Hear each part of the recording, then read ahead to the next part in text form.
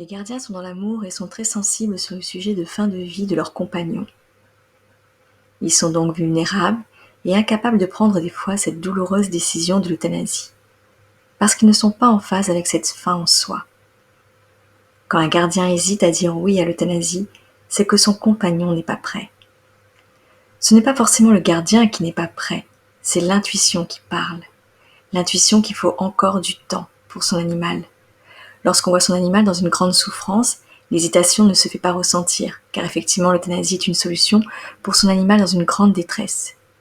Il n'en est rien quand on voit son animal dans le calme et qu'il semble encore vouloir rester un peu sur terre pour se préparer au grand voyage vers l'au-delà. Je sais que dans ce monde, cette question de l'euthanasie est un sujet épineux, mais il faut en parler, il n'y a plus le choix. On peut ne pas être d'accord sur ce qui est dit, et pourtant si vous écoutez votre cœur, vous comprendrez que cela n'est pas si faux. Mon besoin de comprendre l'humain est viral pour arriver à mieux coordonner tout ce qui se passe pour les âmes des animaux qui arrivent chez nous, dans l'au-delà. Il y a des règles sacrées qui régissent ces différents mondes, et aujourd'hui certaines règles sont bafouées. Il serait bien que l'humain arrive à agir seul sur Terre face à ce fléau de l'euthanasie. Notre aide se fera uniquement à travers l'éveil des consciences. Nous devons main dans la main écrire un nouveau chapitre, mais sans cette euthanasie systématique.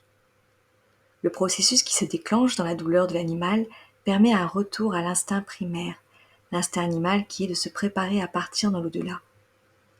Cette douleur est un avertissement pour partir en fin de vie. L'animal se prépare alors pour envoyer plusieurs fois son âme dans l'au-delà et revenir ensuite dans son corps sur Terre. C'est ainsi que l'animal se prépare à partir de manière naturelle.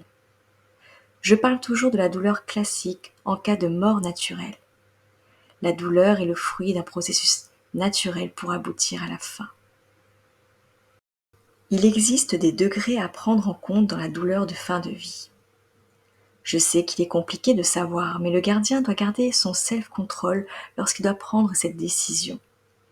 Il doit se donner un temps de pause, de réflexion et interroger son cœur.